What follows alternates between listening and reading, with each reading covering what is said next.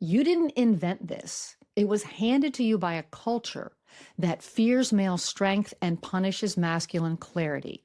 You were taught that passivity is a virtue, that agreement is love, and that leadership is dominance, control, and manipulation.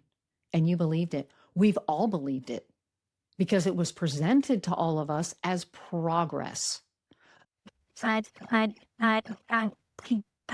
You've been lied to, and that lie has gutted your marriage. You thought keeping things peaceful would keep her close, that your patience, your sacrifice would somehow earn you some connection. But what you have now is a distant wife and an all but sexless marriage, and a nagging voice inside that whispers what you already know. Not only are you unwanted, you're not respected. And this isn't happening because you're broken or because you're defective. It's happening because you're playing by rules that were designed to neuter you. So what I'm about to say might sound at first like I'm really being hard on women, like I'm pointing fingers, but let me be very clear. I'm not anti-woman. I am a woman and I'm a wife. But what I am is anti-confusion. And most of the men that I work with have been deeply confused by these messages that they've been fed, often by women themselves. So they've been taught that being a good man means being emotionally deferential, endlessly accommodating, always listening, always compromising. And then also men have been told that if they're steady and they're strong and they don't freak out under pressure, that they're being cold, distant, or my favorite, emotionally unavailable. But really the traits that we often call being a good guy, the endless listening, the being incredibly agreeable, those aren't masculine traits. Those are feminine traits. And yeah, many women say that they want a man who listens well, who's emotionally open and deep, and who's so supportive. And I'm not saying that those things don't matter and that in varying degrees that they make up a part of a really great relationship. No, I'm not saying that because they certainly do. But I'm saying that that's not what turns a woman on. So they're only part of a relationship. The men that women respect and desire and open up to, those are the men who don't ask for permission to have an opinion, who have boundaries around what they're available for in a relationship and will tell a woman no. So if this sounds like it's harsh on women, it's only because we've been taught a lie about men. And I'm here to tell the truth. I'm Mary Knight. I'm an advisor for men. From my experience as a former escort and madam, I have a unique perspective on love and sex and power that I use to help men become true leaders in their relationships. So men are trained to seek approval instead of authority, to defer instead of decide. And women are stuck picking up the slack, and it kills attraction so fast. Let's get something clear before we dive into the 5 red flags. None of this works without sexual polarity. Now, sexual polarity is the unspoken charge between two people, and it lives in energetic difference, masculine and feminine, drive and receptivity, tension and release.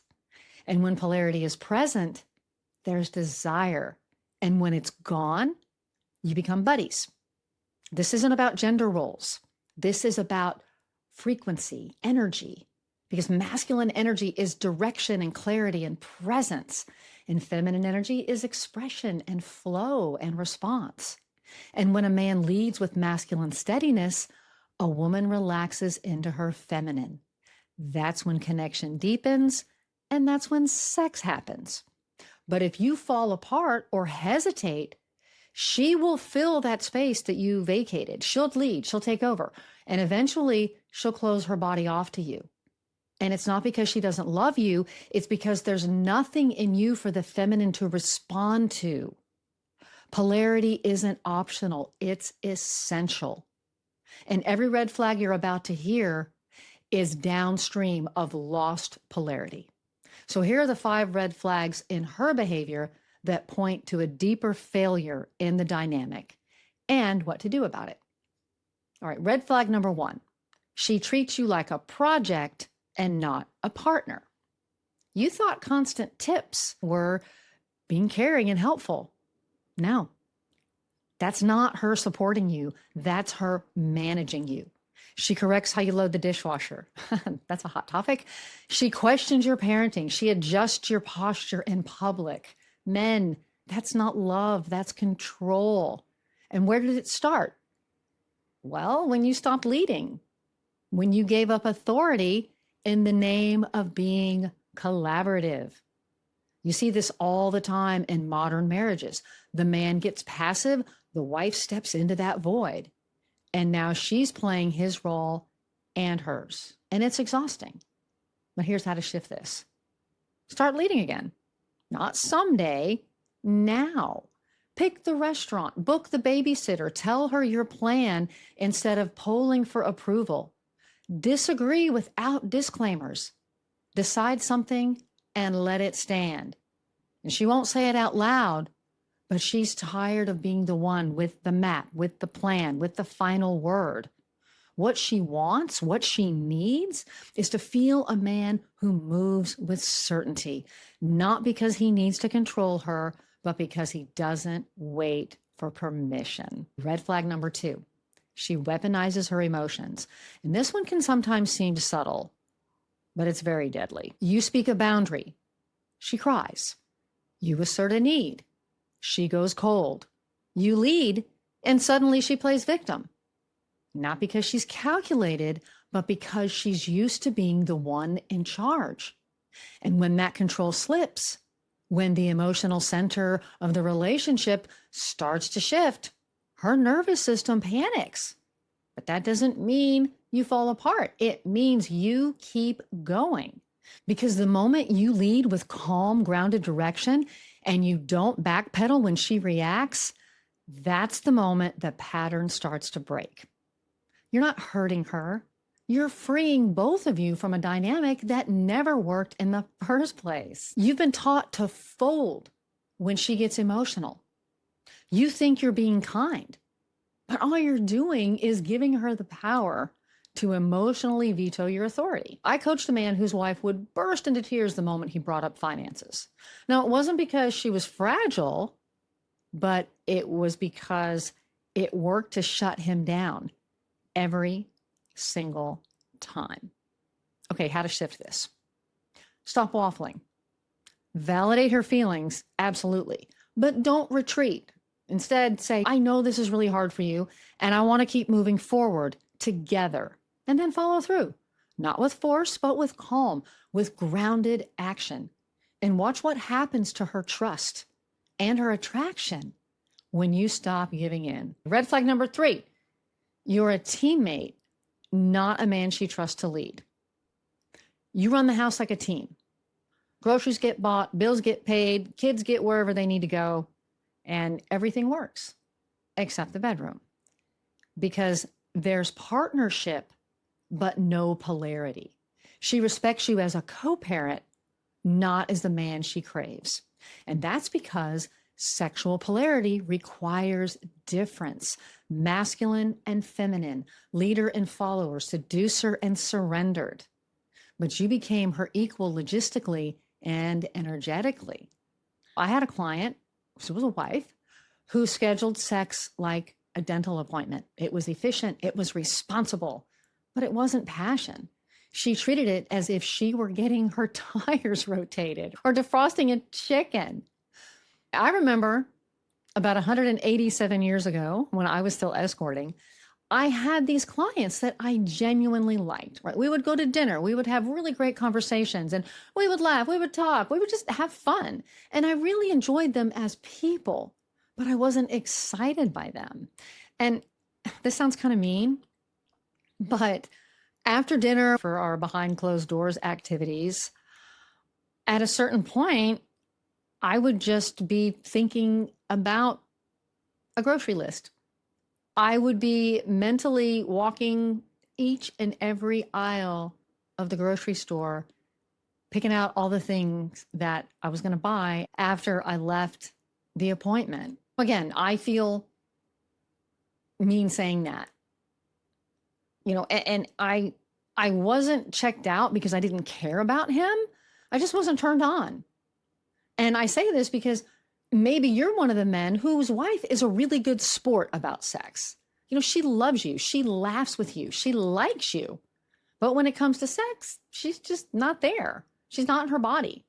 She's shopping for groceries. And you feel that. You feel that disconnect, the absence of her heat. And it hurts, not just because she's gone cold. It's that she used to burn for you. And now you get duty and efficiency and a woman whose mind is somewhere else. So how to shift this? Stop running your relationship like a frickin' spreadsheet. Bring back the tension, the risk. Flirt when she least expects it. Whisper something naughty in her ear hours before bed. Take her out without asking where she wants to go. Lead like you did when you were still dating. Red flag number 4. She seeks your permission to respect you. You think she's asking for your opinion, but she's actually testing you. You're going to do that without checking with me? All right. Don't say I didn't warn you. Fine. Just don't expect me to be excited about it. This isn't conversation. This is domination. She's poking the frame, seeing if it holds, seeing if you hold. Because when she questions your choices like that, what she's really saying is, do I respect you? Do I trust you enough so that I'll stop leading? Are you a man I can actually follow? And if you hesitate or if you apologize, you just gave her the answer. And men who are trained to be non-confrontational will fold every time because you want her approval more than her attraction, and it shows. So how do you shift this? Make a decision and let her respond however she will. You don't need her to agree with you. You need her to see you trust yourself. That's what creates desire, not comfort, but your confidence. All right, red flag number 5. She belittles you and you let her. It starts subtly. A sarcastic jab, a backhanded compliment, a little public shade. Took you long enough to mow that lawn. Well, you're not exactly Mr. Organized. Oh, that's cute. You're trying to be helpful. And you laugh it off. You don't want to make a scene, right? You tell yourself you're being mature. You're taking the high road. But here's what's real. Every time you let it slide, you're teaching her to disrespect you. I coached a man who hadn't had sex in 12 months. His wife mocked him in front of friends. She rolled her eyes when he spoke. She cut him down with just these little comments. If she saw any kind of disappointment on his face, she just passed it off as, oh, I'm just joking. And he thought staying silent made him strong, but it didn't. It made him invisible. Because silence isn't strength when it's really just avoidance. When you don't speak up, she doesn't see a man who's cool and calm. She sees a man she can walk all over. And the bedroom, of course it's dead. Because no woman wants to sleep with a man that she just finished emasculating over cocktails. So what's the shift for this? Call it out, right? Simply call it out. Not emotionally, not aggressively, but unmistakably. Try, say that in a way you'd want it said to you. Or, hey, hun, try saying that like we're on the same team. Or, if you were going for disrespect, you nailed it. That's a little snarky, huh? Or good old, I don't like being talked to like that. You're not asking her to stop. You're letting her know that she will stop or the conversation ends. There's no yelling. There's no threats. Just calm, unshakable standards. And she may push back at first just to continue testing the edge, but she will feel the shift because you've stopped trying to keep the peace and you've held your ground. All right, my final thoughts. This is a crisis of leadership, not love. She's not acting this way because she's a giant bitch or because she doesn't love you.